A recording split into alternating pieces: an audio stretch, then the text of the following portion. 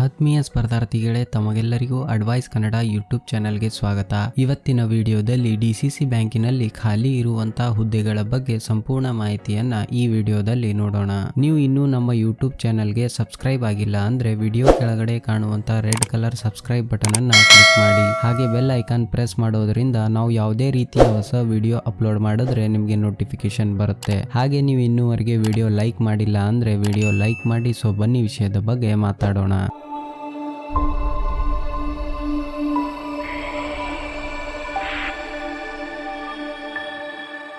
ಅದೇ ರೀತಿಯಾಗಿ ಇಲಾಖೆ ಹೆಸರು ಬಂದು ಮಂಡ್ಯ ಜಿಲ್ಲಾ ಸಹಕಾರ ಕೇಂದ್ರ ಬ್ಯಾಂಕ್ ನಿಯಮಿತ ಇಲಾಖೆ. ಅದೇ ರೀತಿಯಾಗಿ ಖಾಲಿ ಇರುವ ಹುದ್ದೆಗಳ ಸಂಖ್ಯೆ ನೋಡೋದಾದರೆ 94 ಹುದ್ದೆಗಳು ಖಾಲಿ ಇವೆ. ಅದೇ ರೀತಿಯಾಗಿ ಹುದ್ದೆಗಳ ಹೆಸರು ನೋಡೋದಾದರೆ ಮಾಹಿತಿ ತಂತ್ರಜ್ಞಾನ ಮುಖ್ಯ ವ್ಯವಸ್ಥಾಪಕ, ಕಿರಿಯ ಸಹಾಯಕರು, ವಾಹನ ಚಾಲಕರು, ಅಟೆಂಡರ್ ಹುದ್ದೆಗಳು ಖಾಲಿ ಇವೆ. ಅದೇ ರೀತಿಯಾಗಿ ಈ ಒಂದು ಹುದ್ದೆಗೆ ಕೆಲಸದ ಸ್ಥಳದ ಬಗ್ಗೆ ನೋಡೋದಾದರೆ ಮಂಡ್ಯ ಜಿಲ್ಲೆಯಲ್ಲಿ ಕೆಲಸದ ಸ್ಥಳ ಆಗಿರುತ್ತದೆ. ಅದೇ ರೀತಿಯಾಗಿ ಈ ಒಂದು ಹುದ್ದೆಗೆ ಸಂಬಳದ ಬಗ್ಗೆ ನೋಡೋದಾದರೆ 23,500 ರೂಪಾಯಿರಿಂದ 83,900 ರೂಪಾಯಿಗಳು ಪ್ರತಿ ತಿಂಗಳಿಗೆ ಸಂಬಳ ಇರುತ್ತದೆ. ಅದೇ ರೀತಿಯಾಗಿ ಹುದ್ದೆಗಳಿಗೆ ಅನುಗುಣವಾಗಿ ಸಂಬಳ ನಿಗದಿಪಡಿಸಲಾಗಿರುತ್ತದೆ. ಅದೇ ರೀತಿಯಾಗಿ ಒಂದು ಹುದ್ದೆಗೆ ಅರ್ಜಿ ಸಲ್ಲಿಸುವ ವಿಧಾನದ ಬಗ್ಗೆ ನೋಡೋದಾದರೆ ಆನ್ಲೈನ್ ಮುಖಾಂತರ ಈ ಒಂದು ಹುದ್ದೆಗೆ ಅರ್ಜಿಯನ್ನ ಸಲ್ಲಿಸಬಹುದು. ಅದೇ ರೀತಿಯಾಗಿ ಅರ್ಜಿ ಸಲ್ಲಿಸಲು ಪ್ರಾರಂಭ ದಿನಾಂಕ ನೋಡೋದಾದರೆ 18 ಜನವರಿ 2024 ಆಗಿರುತ್ತದೆ. ಅದೇ ರೀತಿಯಾಗಿ ಅರ್ಜಿ ಸಲ್ಲಿಸಲು ಕೊನೆಯ ದಿನಾಂಕ ನೋಡೋದಾದರೆ 16 ಫೆಬ್ರವರಿ 2024 ಆಗಿರುತ್ತದೆ.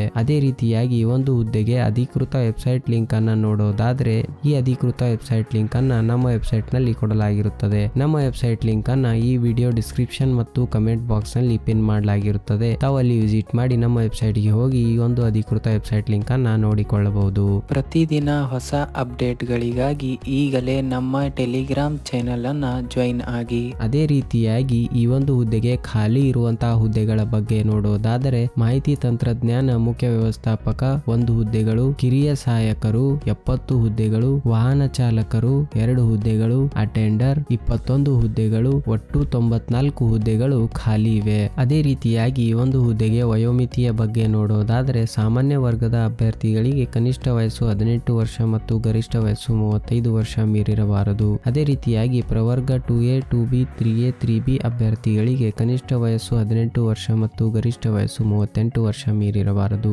ಅದೇ ರೀತಿಯಾಗಿ SC ST ಪ್ರವರ್ಗ 1 ಅಭ್ಯರ್ಥಿಗಳಿಗೆ ಕನಿಷ್ಠ ವಯಸ್ಸು 18 ವರ್ಷ ಮತ್ತು ಗರಿಷ್ಠ ವಯಸ್ಸು 40 ವರ್ಷ ಮೀರಿರಬಾರದು. ಅದೇ ರೀತಿಯಾಗಿ ಈ ಒಂದು ಹುದ್ದೆಗೆ ವಯೋಮಿತಿಯ ಸಡಿಲಿಕೆಯ ಬಗ್ಗೆ ನೋಡೋದಾದರೆ ಪ್ರವರ್ಗ 2A 2B 3A 3B ಅಭ್ಯರ್ಥಿಗಳಿಗೆ 3 ವರ್ಷ, SC ST ಪ್ರವರ್ಗ 1 ಅಭ್ಯರ್ಥಿಗಳಿಗೆ 5 ವರ್ಷ ವಯೋಮಿತಿಯ ಸಡಿಲಿಕೆ ಇರುತ್ತದೆ. ಅದೇ ರೀತಿಯಾಗಿ ಈ ಒಂದು ಹುದ್ದೆಗೆ ವಿದ್ಯಾ ಅರ್ಹತೆಯ ಬಗ್ಗೆ ನೋಡೋದಾದರೆ ಮಾಹಿತಿ ತಂತ್ರಜ್ಞಾನ ಮುಖ್ಯ ವ್ಯವಸ್ಥಾಪಕರು ಹುದ್ದೆಗೆ ಕಂಪ್ಯೂಟರ್ ಸೈನ್ಸ್ ನಲ್ಲಿ MTech ಸ್ನಾತಕೋತ್ತರ ಪದವಿ ಹೊಂದಿರಬೇಕು. ಅದೇ ರೀತಿಯಾಗಿ ಕಿರಿಯ ಸಹಾಯಕರು ದ್ವಿತೀಯ PUC ಯಲ್ಲಿ ಉತ್ತೀರ್ಣರಾಗಿರಬೇಕು. ಕಂಪ್ಯೂಟರ್ ಆಪರೇಷನ್ಸ್ ಮತ್ತು ಅಪ್ಲಿಕೇಶನ್ ಜ್ಞಾನ ಹೊಂದಿರಬೇಕು. ಅದೇ ರೀತಿಯಾಗಿ ವಾಹನ ಚಾಲಕರು ಹುದ್ದೆಗೆ SSLC ಯಲ್ಲಿ ಉತ್ತೀರ್ಣರಾಗಿದ್ದು ಕಾನೂನುಬದ್ಧ ಡ್ರೈವಿಂಗ್ ಲೈಸೆನ್ಸ್ ಹೊಂದಿರಬೇಕು.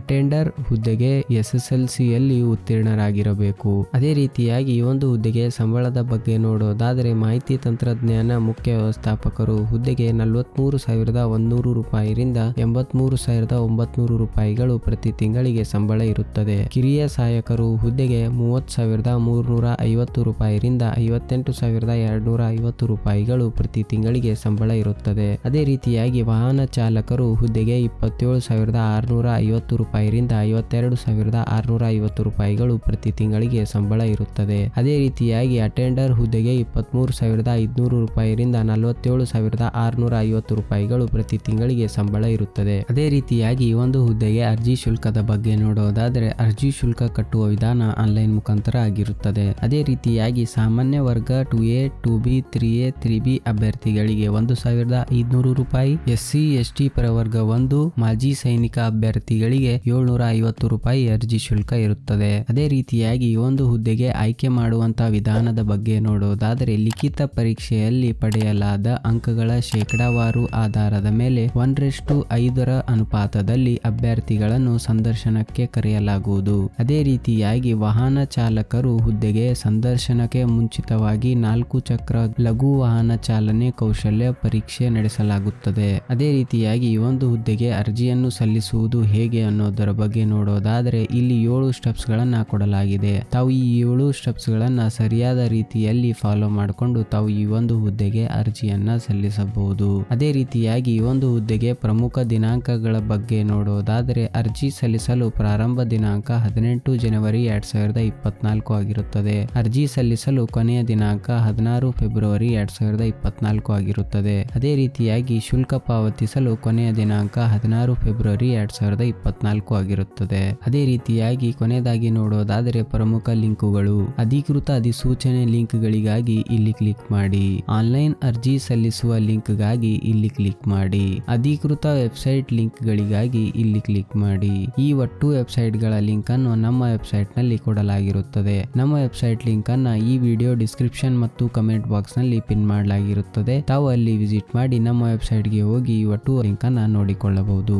ಅದೇ ರೀತಿಯಾಗಿ ಅಭ್ಯರ್ಥಿಗಳಿಗೆ ವಿಶೇಷವಾಗಿ ಹೇಳೋದಾದರೆ ಅಭ್ಯರ್ಥಿಗಳು ಈ ಒಂದು ಹುದ್ದೆಗೆ ಅರ್ಜಿ ಸಲ್ಲಿಸುವ ಮುನ್ನ ಸಂಪೂರ್ಣ ಅಧಿಸೂಚನೆ ಓದಿ ಸ್ಪಷ್ಟವಾಗಿ ಅರ್ಥೈಸಿಕೊಂಡು ನಂತರವೇ ಅರ್ಜಿಯನ್ನ ಸಲ್ಲಿಸಬೇಕು. ಧನ್ಯವಾದಗಳು.